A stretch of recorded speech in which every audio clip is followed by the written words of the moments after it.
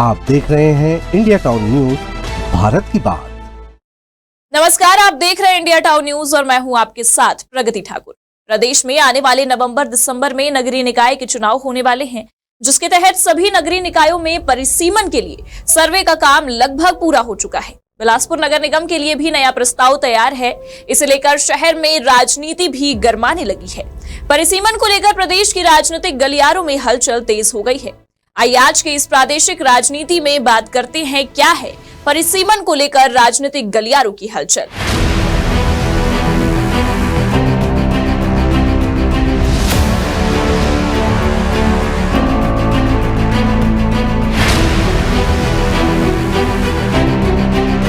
'छत्तीसगढ़ में भाजपा की सरकार बनने के बाद सभी नगरीय निकायों में परिसीमन का काम किया जा रहा है, जिसके लिए काम भी लगभग पूरा हो चुका है। बिलासपुर में भी सर्वे करने के बाद निगम क्षेत्र में वार्डों के लिए नक्शे का प्रस्ताव भी लगभग तैयार है। इसे लेकर शहर में राजनीति भी गरमाने लगी है। कांग्रेस ने निगम के परिसीमन पर आपत्ति जताई है। परिसीमन के विरोध में दावा आपत्ति भी कांग्रेस इकट्ठी कर रही है। कांग्रेस का सीधा आरोप ये है कि भाजपा पार्टी को फायदा पहुंचाने के लिए परिसीमन के नाम पर गलत काम कर रही है, जिसकी कोई आवश्यकता नहीं है। वर्तमान में वार्डों के परिसीमन की आवश्यकता ही नहीं है, क्योंकि ना कोई नए वार्ड जुड़ रहे हैं और ना ही हट रहे हैं। संवैधानिक तौर पर ये गलत है। बिना जरूरत का भारतीय जनता पार्टी की सरकार बिलासपुर नगर निगम में परिसीमन कर रही है, जिसकी जरूरत नहीं है। 2019 में परिसीमन किया जा चुका है बिलासपुर में। वो इसलिए किया गया था क्योंकि 18 निकायों को जोड़ा गया था, जिसमें कि क्षेत्रफल बढ़ाया गया था बी ग्रेड सिटी के लिए।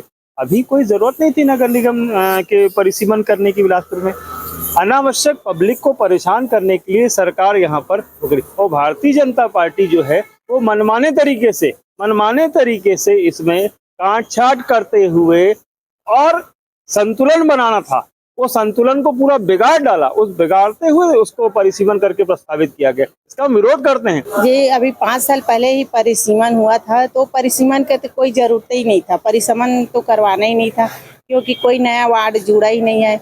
उस समय परिसीमन इसलिए करवाया गया था क्योंकि नगर निगम क्षेत्र में ग्रामीण के जो एरिया जुड़े थे, इसलिए परिसीमन करवा के नया वार्ड का विस्तार किए गए थे।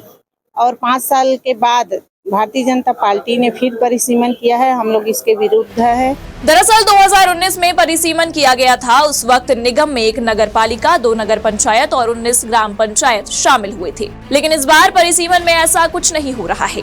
इसी को आधार बनाकर कांग्रेस पार्टी परिसीमन का विरोध कर रही है। छत्तीसगढ़ के मुख्यमंत्री विष्णुदेव साय ने वार्ड की जनसंख्या में असमानता को दूर करने के लिए वार्ड परिसीमन के निर्देश दिए थे। वर्तमान में शहर की जनसंख्या 5,14,000 के करीब है। इस हिसाब से निगम की कुल जनसंख्या को 70 वार्डों में बांटने पर हर वार्ड में 7,342 मतदाता आने चाहिए। विरोध के लिए वार्डों में मतदाता संख्या में भारी अंतर का तर्क दिया जा रहा है, जिसके मुताबिक गुरु घासीदास नगर वार्ड में 10,000, बिलासा देवी वार्ड में 14,000, विवेकानंद नगर में 9200, बंशीलाल घृतलहरे वार्ड में 9,000 से अधिक मतदाता हो गए हैं। वहीं दूसरी ओर गणेश नगर में लगभग 5100, BR यादव नगर में 5,994, शिवदुलारे मिश्रा वार्ड में 5,804 मतदाता रह गए हैं। वार्डों में मतदाता संख्या में इतनी बड़ी असमानता को लेकर विरोध के स्वर फूटने लगे हैं।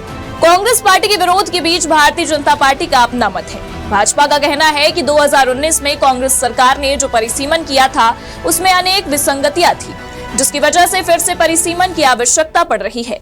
कांग्रेस के पास कोई मुद्दा नहीं है, इसलिए विरोध कर रहे हैं। राज्य शासन का स्पष्ट निर्देश है कि परिसीमन जो पिछले वर्ष हुआ था, उसमें अनेक त्रुटियां थी। अनेक वार्डों की जनसंख्या 10,000, 12,000, कहीं 14,000 थी, कहीं 3,000, कहीं 4,000 थी। उस असंतुलन को संतुलित करने के लिए परिसीमन का आदेश आया है। शासन का स्पष्ट निर्देश है कि प्रत्येक वार्ड में एक बराबर की जनसंख्या आ जाए, जिससे पूरे शहर का व्यवस्थित रूप से विकास हो सके। अब किसी वार्ड का पार्षद जहाँ से रहता है वहाँ 14,000 मतदाता हैं, कहीं एक वार्ड का पार्ट रहता है वहाँ 3,000 मतदाता है, मगर काम 3,000 वाले को भी उतना ही करना है, 14,000 वाले को भी उतना ही करना है। राशि भी 3,000 वाले वार्ड को भी 10 लाख रुपए मिलती है और 14,000 वाले पार्षद को भी 10 लाख मिलती है। इससे संतुलित विकास नहीं हो पाता, इसलिए एवरेज में एक बराबर लेकर के पूरे शहर का बेहतर विकास हो सके एक प्रयास किया गया है और परिसीमन किया जा रहा है। बहरहाल निगम परिसीमन के विरोध के बीच परिसीमन के लिए खाका तैयार हो गया है और जनता अभी भी संशय में है कि नया परिसीमन लागू होगा या नहीं। अब देखना होगा कि परिसीमन को लेकर अंतिम फैसला क्या होता है। इंडिया टाउन न्यूज के लिए बिलासपुर से रविंद्र विश्वकर्मा की रिपोर्ट।